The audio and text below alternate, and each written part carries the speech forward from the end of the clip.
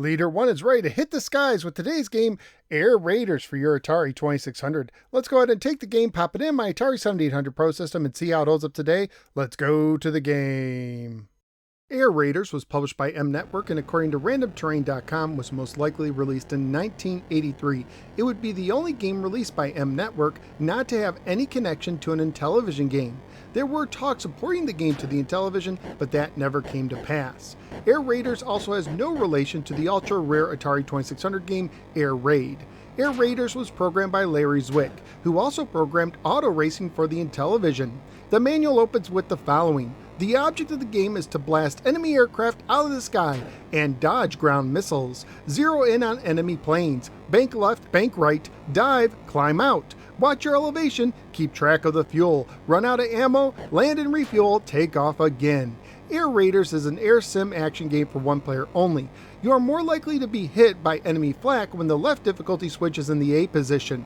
Apparently some cartridges were produced for this with this setup accidentally reversed. And while Mattel believes they retrieved all those cartridges before being released to the public, there is a possibility some actually made it to retailer shelves. The game uses flight controls, meaning pressing up makes you dive down and pressing down makes you climb up. The button is used to fire your guns. Holding down the button will result in rapid fire action, which can help you hit enemies, but also deplete your ammo at a much faster rate. You start the game on the ground. You simply press the button one time to start your takeoff. You do not want to hold the button down because once you take off, you may accidentally waste some of your ammo. Once you gain enough speed, you can press down to take off. The manual says that this occurs after about 4 seconds. You simply have to learn how to do this by feel. If you try to take off too soon or too late, you will crash, ending your game prematurely. Your altitude is shown in thousands of feet on the bottom left-hand side. The maximum you can climb up is 40,000 feet. If you fall to 0 feet, you can crash, ending your game. The meter on the bottom center will help you avoid flak. The red portion is the area where you're more likely to be hit by flak, especially if you're at lower altitudes. However, you can get hit at just about any time. If you are hit by enough flak, you will not be destroyed, but you will fall down about 10,000 feet, which if you're low enough can cause you to crash, ending your game. Enemy planes come in groups of 3. Your goal is to shoot as many of these down as possible. A counter in the middle shows how many planes you've shot down so far. Throughout the game, you're also burning fuel. You burn more fuel by climbing and the least fuel by diving. If you run out of fuel, you can crash again, ending your game. You can refuel at any time by landing on the runway. In order to land, you must reduce your altitude to 0 feet. You need to be very careful doing this because if you have enough momentum going down, it is possible you can crash before landing. I found the best way to do this is to get close to 0 by slowly tapping my way down. Once at 0 feet, you must wait for about 4 seconds for the runway to appear. Once it does, you simply press up on the joystick to land. However, you want to be very strategic when you land. While you can refuel at any time, all of your ammunition will be zeroed out when you land, and you will only get ammunition equal to the number of planes that you have shot down, and only then if the number exceeds 10. So if you shot down 5 planes before landing, you won't get any ammunition at all. But if you shot down 15 planes before landing, no matter how much ammo you had left when you landed, you will only take off with 15 bullets. And once you take off a second time, you must once again hit at least 10 planes to get any ammunition again once you land again.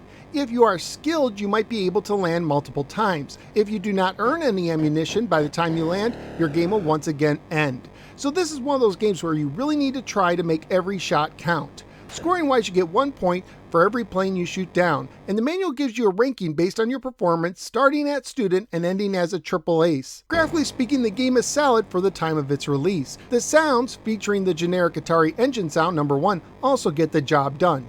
Family friendly wise, the game would most likely get an E for everyone rating if released today, although the fact that enemy aircraft never fire on you may mean that you are firing on defenseless passenger planes, which might make you the real enemy.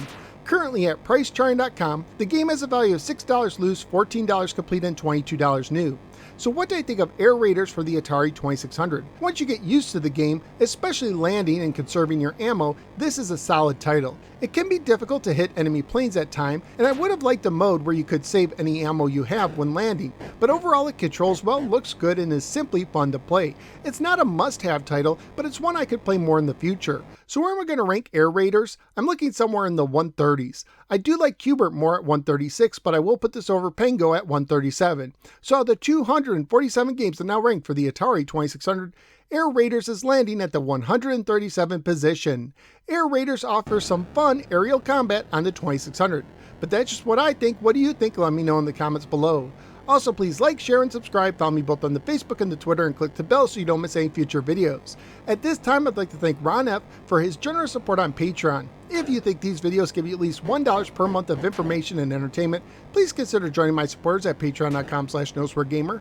Not only will you help keep this show going, but you may also get a chance to nominate and vote on games for me to review. Thank you for giving me a little part of your day, and I look forward to see you next time on the next episode of the No Swear Gamer. Take care and conserve your ammo.